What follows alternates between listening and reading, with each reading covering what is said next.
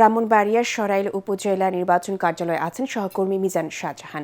সেখান থেকে ব্রাহ্মণবাড়িয়া 2 আসনে স্বতন্ত্র প্রার্থী হিসেবে বিএনপির সহ আন্তর্জাতিক বিষয়ক সম্পাদক ব্যারিস্টার রুমিন ফারহানার পক্ষে মনোনয়নপত্র নিয়েছেন তার কর্মীরা। সালাম স্টিল ভোটের গাড়ি নিয়ে সেখানকার সর্বশেষ খবর জানাচ্ছেন মিজান শাহজাহান। সালাম স্টিল ভোটের গাড়ি নিয়ে আমরা এখন আছি ব্রাহ্মণবাড়িয়ার সরাইল আশুগঞ্জ ও বিজয়নগরের একাংশ নিয়ে সংসদীয় আসন ব্রাহ্মণবাড়িয়া 2 গঠিত। এই আসনে কিছুক্ষণ আগে মনোনয়নপত্র সংগ্রহ করেছেন বিএনপির সহ আন্তর্জাতিক বিষয়ক সম্পাদক ব্যারিস্টার রুমিন ফারহানা।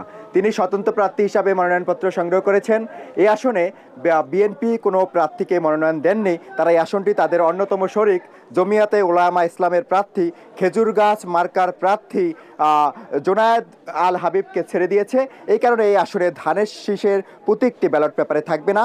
এই আসনে জামাতের প্রার্থী হিসাবে নির্বাচন করবেন জেলা জামাতের আমির মোবারক হোসেন। ভূমিকম্প সহনীয় মোস্ট ডিউরেবল দেশের প্রথম থার্মেক্স রড সালাম স্টিল। সালাম স্টিল বোঝে ডিউরেবিলিটি। সালাম স্টিল মোস্ট ডিউরেবল স্টিল। আজকে উনি মাঠে ঘাটে প্রত্যেক জায়গায় উনি এই মানুষের প্রচারে ভোট চাওয়ার জন্য অতি আগ্রহ পাবে সব এলাকায় ভোট চাচ্ছে। ওনার বিপুল সংখ্যক জনসমর্থক আছে।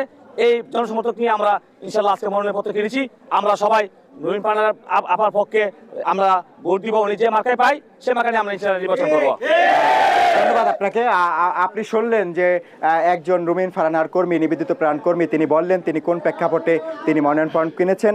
আমি আপনাকে জানিয়ে রাখি ব্যারিস্টার রুমিন ফারহানা বিএনপির কেন্দ্রীয় সহ আন্তর্জাতিক বিষয়ক সম্পাদক। তার কাছে সাংবাদিকরা জানতে চেয়েছিলেন যে দল যদি তার বিরুদ্ধে ব্যবস্থা নেয় শৃঙ্খলা ভঙ্গের অভিযোগে তিনি কি করবেন। তিনি বলছেন বিএনপি একটি বৃহৎ রাজনৈতিক দল চাইলে যে কোনো ব্যবস্থা নিতে পারে, কিন্তু তিনি তার নির্বাচনের ব্যাপারে অনড় থাকবেন। সালাম স্টিল ভোটের গাড়ি নিয়ে এই মুহূর্তে সরাইল থেকেই ছিল আমার কাছে সবশেষ খবর।